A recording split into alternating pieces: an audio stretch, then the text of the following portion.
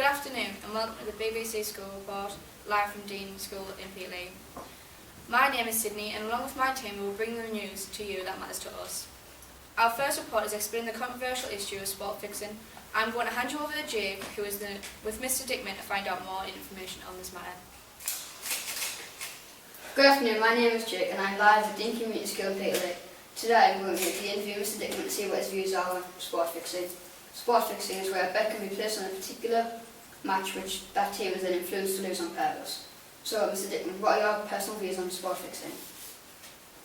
Well, obviously it's a bad thing because there's lots of fans, supporters, people who enjoy sport who go to see their team win, and to find out that they're doing it through the wrong means. Obviously it would be very disappointing, Yeah. especially for the people who are working hard to become better and not getting fair results. It's Unfair. definitely unfair. Right, thanks. Could this influence the fans' commitment to the game? Yeah, definitely. Like I said, obviously fans go to sport because they think it's an honest game. They want to support a team that are working hard, trying to get the best out of it. So if they find out that it's been fixed, will interest drop? Definitely, because they're not knowing if it's the best team winning or the team that's been bribed the most. Okay. What negative press do you think this could create? Well, definitely a lot.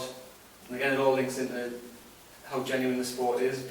Are the results genuine or they're fixed? So I think it's especially a lot of sport. I imagine people have got ways that they don't think it should be. They don't agree with a lot of things in sport. So if this is happening, it's going to create a lot of negative press towards it. Yeah, thanks. Clearly this is an issue we're going to have to monitor in the UK. Now back to Sydney live in the studio. Wow, some really concerning issues. Thanks for bringing that to our attention, Jake. Now, bullying. What are your views on this matter? Well, we're off to the Enable department where our reporter Megan has been finding out information, something which many children have dealt with over the many years. Thank you. Over to you, Megan. Who helped many children through this difficult time. So Alison, in your opinion, why do you think people choose to bully others? It's a difficult topic, but what we've found that children who bully have often been bullied themselves in some way. Perhaps they have very difficult or complex lives outside of school, and it's often a way of making them feel a bit better about themselves. What impact can bullying have on a child? It can be devastating, Megan. It can have lifelong effects for young people. Anyone who's ever experienced bullying, I think, can find it particularly difficult to forget about even in adult life. It's always there in the back of your mind. And in these days, unfortunately, there's not just the taunting at school or outside of school. There's also, cyberbullying. And I think these days it's difficult for children to actually escape, because if it was just at school and you could leave it there and be home and be safe, that's okay. But now you've got your mobile phones, you've got your internet, your Facebook, the whole lot. So for some children, they feel like there's never any escape from it. How does Dean Community School deal with bullying? Well, you were quite right initially in what you said. We have a zero policy. We also have to weigh up the pros and cons for young people, because sometimes we have to deal with these situations very subtly so that it doesn't exasperate the situation. In other cases we have to confront the bully direct. It depends again on the severity and of the impact of the bullying. But in all cases it will be fully investigated, and we do our best to protect the young person. We also have a system where bullying can be reported online, so people don't even have to come forward and speak to us. They can just press the button on the computer and send an email, and that can be sent confidentially straight to me. And finally, what advice would you give to children who are being bullied? What advice? Okay. Always talk to somebody. Never ever keep it to yourself. Try and be brave and try and walk away from situations before they escalate. but always talk to somebody you trust, because you can't deal with these things by yourself. You always need adult intervention and the support of your friends. Thank you so much for your time. If bullying is bothering you, make sure you speak to someone now. And back to Sydney and Mr. Some really hard-hitting issues there, thank you Megan. Now which of you plays an instrument? Well, we're off to the visit Lucy in the music department at Dean. Over to Lucy. My name is Lucy and I am live at Dean Community School. Music is a part of my life and I am proud of it. However, it has been a major part of my life for many years. Today I am going to find out why learning a musical instrument from a young age is important. So Amy, what do you enjoy about playing an instrument? It opens a lot of doors and you get to meet new people and do stuff that never seemed possible before. What bands are you involved with and how often do you practice? Practice every night with East Durham Wind Band, Portnery Youth Band and Durham Miners Association Brass Band. What advice would you offer to someone thinking of learning a new instrument? Practice as much as you can, just be confident with what you're doing. Thank you so much for your time. If you are thinking of learning a new instrument, speak to Mr. Ramsey in music. Now back to Sydney, live in the studio. Thank you for that Lucy. Now hate crime. What does it mean to you? Well, our reporter Ali has been speaking to Mr. Cowie about this issue. Good afternoon, my name is Ali and I am here with Mr. Cowie to discuss the current national issue of hate crime. Hate crime is the targeting of an individual or group by another individual or group and is sadly on the rise in the UK. Mr. Cowie, there was over 44,000 reports of hate crime in 2014 to 15 in the UK. What are your views about this? I really can't believe that there was 44,000 reports. That's quite a concerning figure.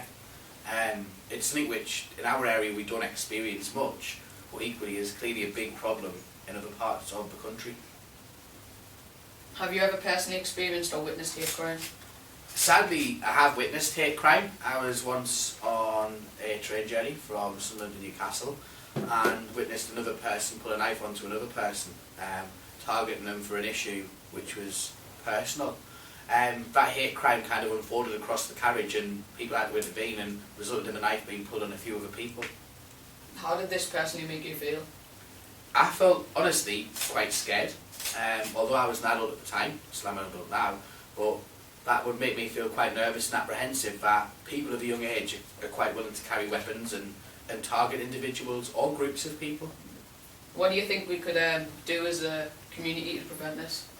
I think as a community we're quite lucky that everybody knows everybody in this area, so it's not a real issue, but I think it's something that we need to stop unfolding in this area, so educating children about the issue, teaching them right from wrong, and also making children be aware of how to be safe and look after themselves and what to do if they notice something unusual. Right. Okay, thank you so much for your time, Mr. Cowie. Back to Sydney live in the studio. Some really concerning statistics there, Ali. Now, leading on from this, some teenagers in Pickley have been receiving a lot of negative press. Our reporter Sophie has been finding out more information about this. Good afternoon, my name is Sophie and I'm live with Ali to discuss the current issue in Fulham Pickley. Sadly, many teenagers have received negative press in our community. Whilst a small minority may be responsible, many teenagers are angry that they have been labelled as one group. I'm here with Ali, a respectable member of this community, to see what he thinks about the matter. So Ali, what is the problem? Well, the problem is that most teenagers don't have an area to go to or a local club to go to on a night. There are many clubs where you can go to, but it doesn't cover all interests. Is it fair that all teenagers are labelled in this way? Personally, I think no, because there's a small minority causing all the problems, and yet there's a large group that are getting blamed for it all. For example, local teenagers want to get through or go to a restaurant, and they're still getting the blame just because they're seen next to that group. So what can be done about this problem?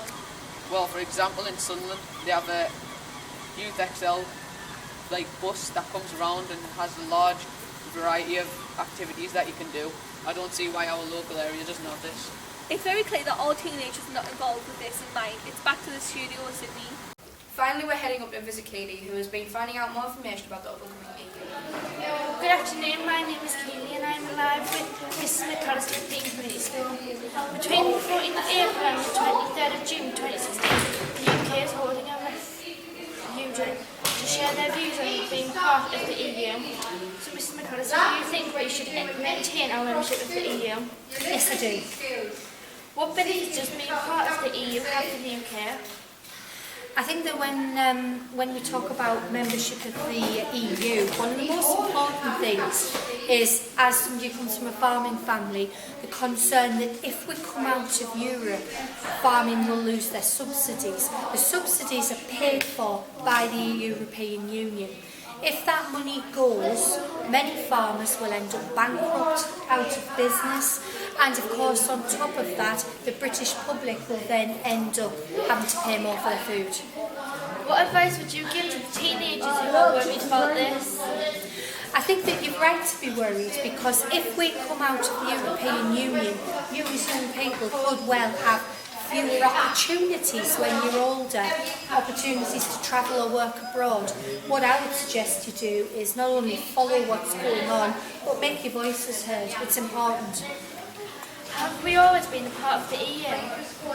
I believe we joined the EU, I think it might have been the early 1980s. I do remember when we started our involvement in Europe.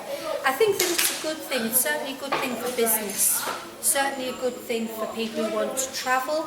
Unfortunately, too many people focus on the negatives and talk about things like immigrants and don't focus on the positives. Thank you for your time. I'll step back to the Sydney in the studio. Thank you very much. Clearly our students have been very busy throughout the day. Until next year, this has been Dean BBC School Report, Peatley. Goodbye.